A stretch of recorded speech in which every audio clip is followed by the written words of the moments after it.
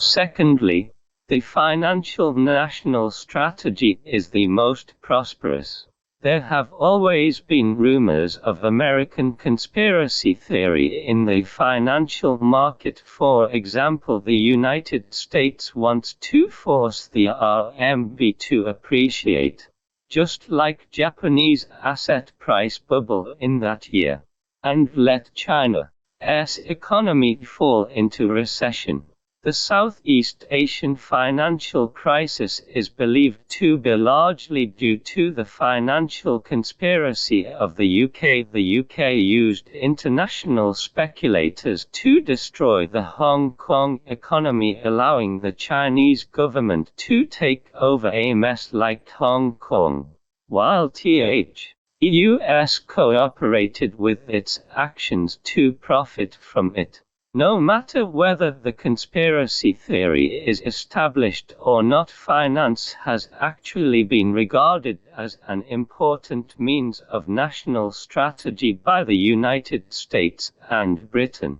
They are controlling the redistribution of global resources by financial means, such as using finance to control the world's agricultural civilization and industrial civilization. The prices of agricultural products, energy, and resources are all controlled by the futures market. In addition to being regarded as a national policy measure, finance itself has also become an end, such as the United States launching the Kosovo War to prevent the return of European financial capital and blow up the euro. The organic combination of political deception, military strikes, and financial gain has become a common national policy in the United States and Britain. From this it can be seen that financial civilization not only has economic significance in the United States and Britain, but also has significant political significance value. Thirdly, the logical deferral of the industrial economy is the most classic there.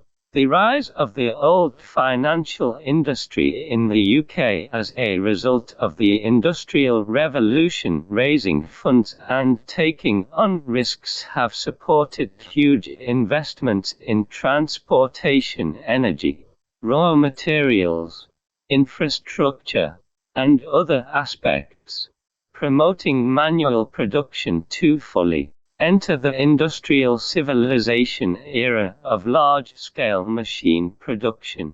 The Dow Jones stock market in the United States provided the main financial driving force for the development of industrial civilization.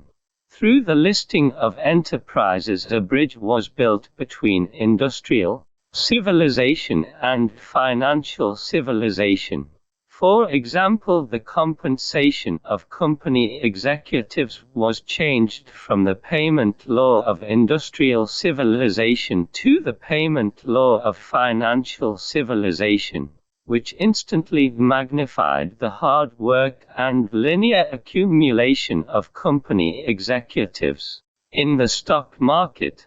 And the Nasdaq stock market plays a bridging role in the grafting of new economic civilization and financial civilization, using the interests and rules of financial civilization to stimulate Americans' innovation enthusiasm, which in turn promotes the development of new economic civilization. It also weakens the vigilance of relevant parties towards the international financial strategy hidden behind the financial crisis, which began with Soros selling short the Thai currency. From this perspective, it is the openness and complexity of the system, as well as the enormous imagination space of currency value, that objectively determines finance, the arrival of civilization's fate. At the same time, The stability brought about by complexity and the calm waves brought by Chinese-style closing positions make Chinese people who are accustomed to gradual and passive correction subjectively unclear and unprepared for this new fate. However, in the middle of the management's balance of the asymmetry that arises in reality, in the spontaneous real practice of the private sector in addition to the stock market, there are also the emergence of private finance such as Guanqi and Zhejiang Fund, which has accelerated the process of financial opening up, gradually separated the real economy from the virtual economy, and formed financial awareness and rules. It can be seen that China is unconsciously entering the door of financial civilization, and the muddled state dragged by reality is expected to continue for a long time, due to a lack of understanding and reflection on the new civilization. The original regulatory methods have still been followed. However, as regulation has been repeatedly falsified, traditional theories and empirical methods have been overturned one by one, and all sectors of society will gradually recognize the situation and understand financial civilization. Interests of people be respected, rather than being a broad concept. The difficulty of transforming this concept lies in encountering the resistance of traditional ideology and the covert boycott of vested interest groups. Another prerequisite is the upgrade of the governance concept, that is, the upgrade of the version of making decisions for the people, which is undertaken by everyone, upgrading from limited liability to a limited and bounded management model that leads social rules and maintains their fair execution. Previously, the direct participation of the state in the operation of the economy inevitably led to self-interest, resulting in impure motives for the state.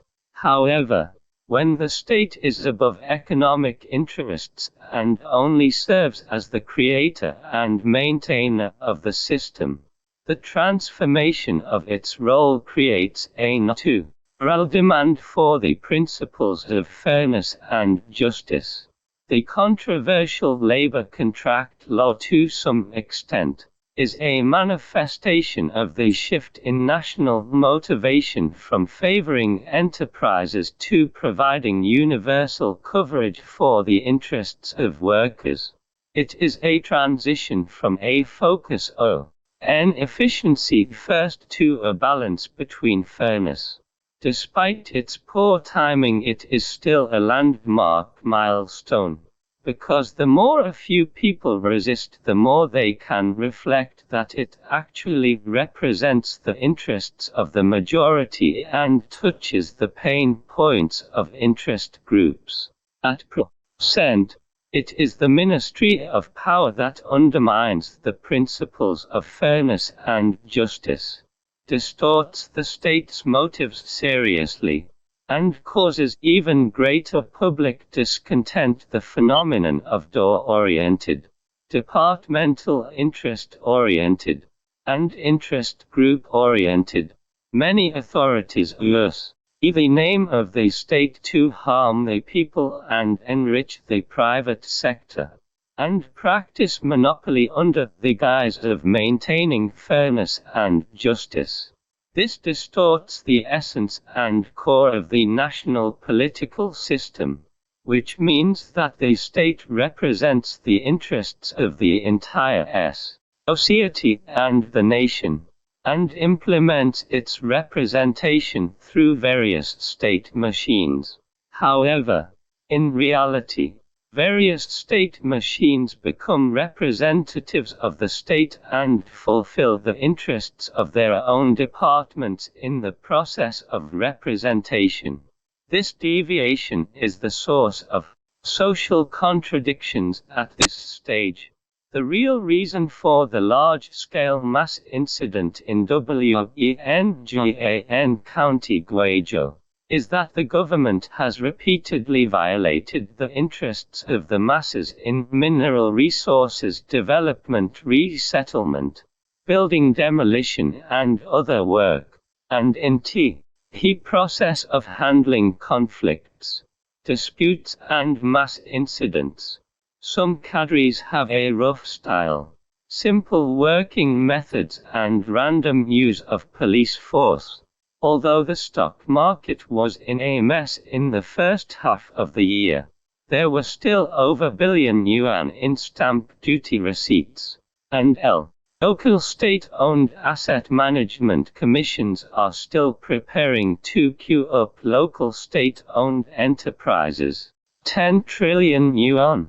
And the number of financial professionals also doubled. There have been many phenomena in China's securities market that cannot be explained by non-classical financial knowledge, such as individual investors becoming the dominant player in the market, and their performance is better than that of institutions. There is no established financial theory that can explain the growth rate of China's foreign exchange, and foreign investment banks that are familiar with financial classics often underestimate the development of China's finance regulation and the market evolution are vastly different. The civilization that accompanies a certain industry in history from its emergence to becoming a dominant industry in society, it has gradually become the dominant economic civilization, including agricultural civilization, industrial civilization, and information civilization. Now a series of phenomena have shown that the financial industry is gradually becoming dominant. The number of employed people is rapidly increasing, and the financial industry in developed countries such as the United States has shifted from employees account for over % of the total employed population in the output value of the broad financial industry in the United States accounted for % of GDP, surpassing manufacturing for the first time. This proportion rose 2%, and this proportion is still rapidly increasing at present. The transaction volume of world currency is times that of world trade, which only accounts for % of currency transactions related to production and circulation, while the United States has even fewer currency transactions related to production and circulation, accounting for only %. There is almost no substantial connection between financial transactions and the real economy. It can be seen that financial civilization as a new form of civilization has entered the process of human history and will quickly become the dominant civilization in society.